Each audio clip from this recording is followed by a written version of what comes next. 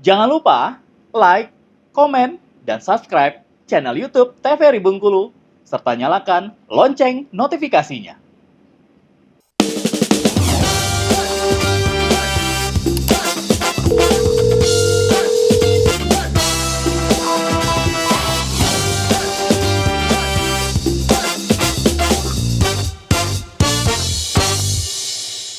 Ya pemirsa, kembali lagi di Dokter Kito bersama Kita Sehat. Masih membahas mengenai osteoporosis, tentunya juga penurunan kepadatan tulang nih. Oke, Dokter Bella tentunya boleh menjelaskan kembali nih mengenai apa sih gejala-gejala awalnya. Karena tadi sempat disinggung bahwa katanya ini 0 gejala ya dok ya. Tapi seperti apa mungkin bisa dijelaskan kembali dokter. Oke, kita akan masuk ke gejalanya ya.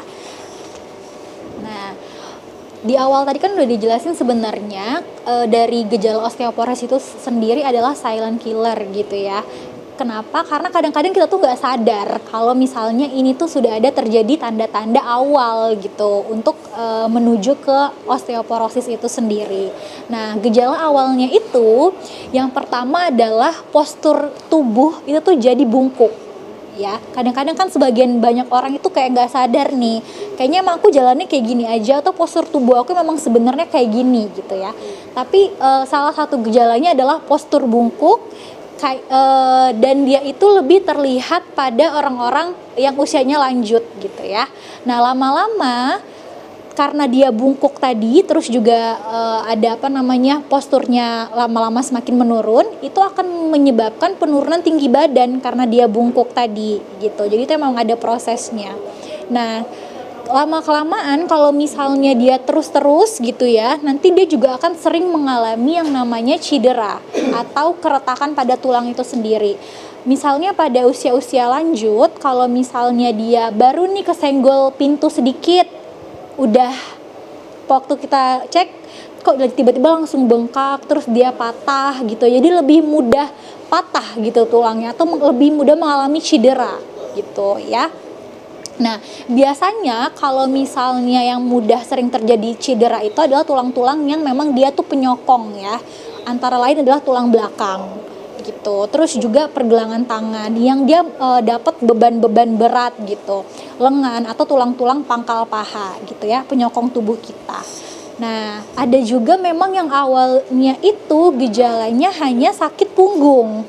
Gitu ya, sakit punggung lama-kelamaan taunya berkelanjutan yang tadinya itu hanya dikirainnya nyeri punggung belakang, sering low back pain ya istilahnya, ternyata tulangnya yang sudah mengalami pengeroposan gitu. Jadi memang asalnya itu dari si kepadatan tulangnya yang berkurang gitu. Nah, yang paling banyak datang gejala awalnya itu adalah pasien-pasien yang sakit punggung ya. Biasanya itu kayak pada sakit punggung dulu, terus nanti bertambahnya usia baru dia semakin bungkuk pada nenek-nenek biasanya atau kakek-kakek gitu kan kita suka lihat. Nah, lama-kelamaan barulah nanti cepat nih terjadi cedera pada usia lanjut, apalagi tadi pembentukan dari matriks dari yang penyusun tulangnya tadi itu semakin menurun seperti itu. Nah, terus kalau kita diagnosisnya gimana nih biar tahu ya. Jadi pasien-pasien yang tadinya itu datang hanya dengan gejala, terus nanti kita akan di vaskes pertama gitu, nanti kita biasanya akan melakukan yang namanya ronsen. Sudah bisa terlihat dari foto ronsen gitu ya. Nah, nanti yang di ronsen itu apanya? Yang kita cari itu adalah kecurigaan ada patah nggak di sini gitu ya, pada tulang-tulangnya itu. Nah, nanti kita lihat apakah ada kecurigaan fraktur osteoporosis. Nah, biasanya yang paling sering itu adalah ini, tulang belakang ya. Jadi ada namanya fraktur kompresi pada vertebra atau tulang belakangnya itu. Jadi dia itu kayak menekan gitu ya. Kalau di sini kan kelihatan tuh ada jarak-jaraknya ya antara tulang-tulang kita itu kayak dia ada bantalannya nih sebenarnya di tengahnya. Cuman kalau dia ada kompresi dia malah jadi kayak mepet atau nyatu gitu antara tulang sama tulang itu bisa ketemu, jadi makin itulah yang menyebabkan dia jadi sakit biasanya gitu ya. Atau memang dia memang sendirinya patah nih di tulang belakangnya gitu. Nah, selanjutnya yang paling sering kedua itu adalah tadi di pinggul ya, di pinggul itu biasanya frakturnya pada kolom femoris. Jadi kayak di ini antara pinggul kita sama paha itu ada tulang di sini ya. Nah, ini yang juga suka patah gitu. Karena ini adalah penyokong tubuh ya, tulang-tulang penyokong tubuh biasanya yang lebih mengalami osteoporosis. Nah, setelah kita lakukan pemeriksaan foto polos tadi atau kita ronsen nih awalnya gitu ya, terus nanti selanjutnya itu kalau memang kecurigaannya itu ke arah osteoporosis akan dilanjutkan pemeriksaan lanjutan. Yang suka dipakai itu adalah dual X-ray absorptiometry, sama nanti kita akan mengukur nih berapa kepadatan tulangnya. Jadi memang ada nanti alat kayak gini ya, nanti akan di-scan nih, masuk gitu ya, tiduran nanti ada scan-nya gitu, nanti kepadatan tulang kita tuh terlihat gitu. Ini udah sampai ke tahap yang mana nih tingkat osteoporosisnya, seperti itu. Terus nanti dikonsul dan baru akan mendapatkan terapi sesuai dengan hasil dari bone mass density-nya itu sendiri, seperti itu. Nah, yang paling penting itu adalah kalau udah osteoporosis, gimana nih cara untuk mengatasinya gitu ya. Jadi ada dua. Yang pertama itu adalah non farmakologi, yang artinya itu belum pakai obat. Yang belum pakai obat, kita bisa mengedukasi keluarga tentunya, terus juga kita beritahu nih pencegahannya untuk orang-orang tua misalnya ya, tetap olahraga, terus kita edukasi kalau misalnya memang ada nyeri-nyeri segera ke rumah sakit, seperti itu. Terus juga kita ada yang namanya itu latihan dan program rehabilitasi gitu.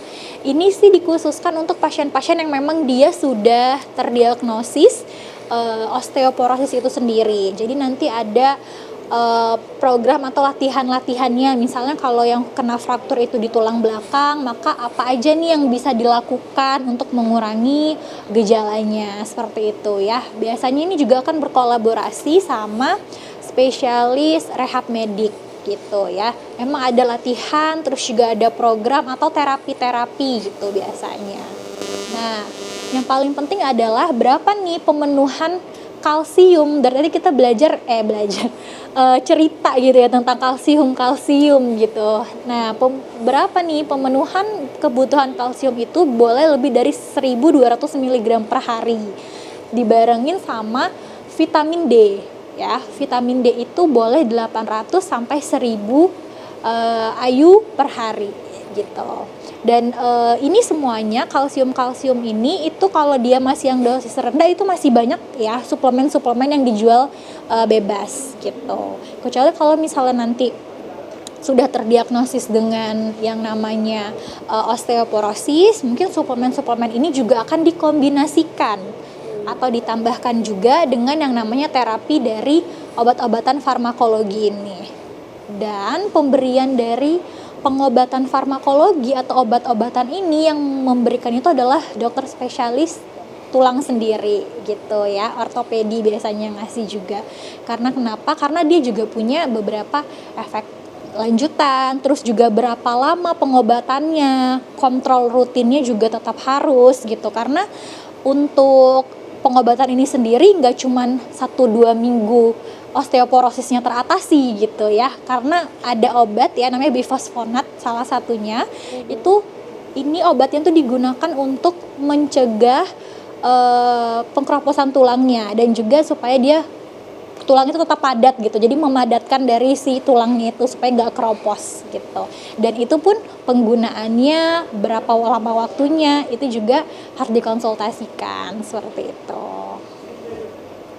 Dan jangan lupa yang paling penting adalah ini ya, paparan sinar matahari yang cukup. Karena itu juga bisa membantu untuk penambahan vitamin D ya dalam tubuh. Nah, terus selanjutnya nih, dampak apa nih yang bakal dirasakan sama penderita yang osteoporosis gitu ya? Yang pertama itu adalah faktor fisik. Jadi kakek-kakek atau nenek-nenek nih misalnya memang dia yang sudah terkena osteoporosis, eh, faktor fisiknya mungkin bentuk atau postur tubuhnya sendiri itu dia akan berubah gitu ya, makin jadi lebih pendek dan juga makin lebih bungkuk. Itu yang paling terlihat dari fisiknya. Nah, dari faktor psikis atau kejiwaannya si pasien ini biasanya karena ada terbatasnya dari ruang geraknya yang tadinya dia bisa melakukan banyak hal gitu ya, sekarang harus dikurangin gitu. Jadi ada keterbatasan gerak yang dapat mengakibatkan stres gitu. Karena keinginannya itu tuh terhalang. Misalnya dia biasanya suka lari, sekarang udah nggak boleh lari lagi, suka ngangkat berat, atau kerjaannya dulu suka bawa-bawaan berat gitu, ternyata nggak bisa. Itu jadi ke faktor psikisnya, jadi makin stres nih kalau udah osteoporosis gitu ya. Terus ada lagi faktor ekonomi. Kalau misal dari faktor ekonomi biasanya bagi penderita yang tadi ya, pasien ini tuh memang harus minum obat secara teratur dan juga terus menerus ya, dan juga harga obat-obatan yang tadi itu juga lumayan cukup mahal seperti itu, dan tetap harus kontrol ke dokter gitu ya. Dan juga untuk faktor sosialnya, biasanya itu adalah keterbatasan dari gerak, bahkan biasanya kalau pasien udah patah tulang gitu ya, dia harus butuh bantuan orang lain gitu untuk dapat membantu atau bersosialisasi gitu ya. Makanya untuk dampak-dampak penderita osteoporosis ini sendiri sebenarnya banyak, bukan hanya sekedar patah tulangnya karena osteoporosis aja gitu, tapi pasiennya jadinya lebih ke faktor psikis juga yang lebih banyak, apalagi ini adalah diderita sama pasien-pasien dengan usia yang lanjut gitu. Ini ada gaya hidup ya, Dok? Iya, jadi yang tadi udah ditanya-tanya ya, sebenarnya ini gaya hidup yang kayak gimana sih yang bikin osteoporosis ya. Jadi yang pertama itu yang nggak sehat yang pastinya. Salah satunya adalah ini, konsumsi alkohol ya. Jadi alkohol itu di setiap minuman alkohol yang porsinya itu lebih dari 2 unit per hari itu dapat menyebabkan yang namanya meningkatkan resiko dari osteoporosis dan juga fraktur panggul, mau pria ataupun wanita gitu. Jadi alkohol jangan ya. Terus juga kopi dan soda. Tadi ya, kafeinnya itu yang bikin mengganggu penyerapan si kalsiumnya ke dalam tubuh. Padahal kita itu butuh banyak kalsium, bahkan sampai harus butuh juga suplemen gitu. Jadi jangan minum suplemennya aja, tapi masih tetap minum kopi atau soda atau teh atau kafeinnya seperti itu ya. Jadi sama kayak bohong aja nih udah minum suplemen. Dan juga yang paling penting adalah rokok ya. Jadi untuk rokok itu sendiri nikotin ya. Nikotin yang di dalam rokok itu menyebabkan reabsorpsi dari kalsium dalam ginjal. Nah, yang kedua juga dapat menyebabkan yang namanya pada perempuan ya, si estrogen tadi, itu hormon reproduksi yang fungsinya itu adalah untuk menjaga kesehatan tulang, itu juga bakal menurun atau berkurang. Jadi cewek yang merokok itu juga bisa nih beresiko lebih kena yang namanya osteoporosis gitu. Dan juga efek racun atau asap-asap rokoknya ini ya, itu dapat memperlambat pembentukan dari sel-sel tulang yang baru atau osteoblastnya gitu. Jadi karena dia akan menghambat kerja hormon yang namanya hormon kalsitonin. Jadi sebenarnya si perokoknya bapak atau ibu atau cewek atau cowok dan orang yang terkena asapnya pun itu juga tetap sama ya efeknya gitu, sama-sama membuat osteoporosis dalam jangka memang waktu yang lama, cuman kan akan lebih beresiko gitu pada pasien-pasien yang ini. Baik, tentunya juga gaya hidup dan pola makan yang sehat yang sangat penting ya, Dok. Tahan dulu dokter, tentunya kita akan kembali lagi setelah jeda. Periode berikut ini tetap di Dokter Gitu.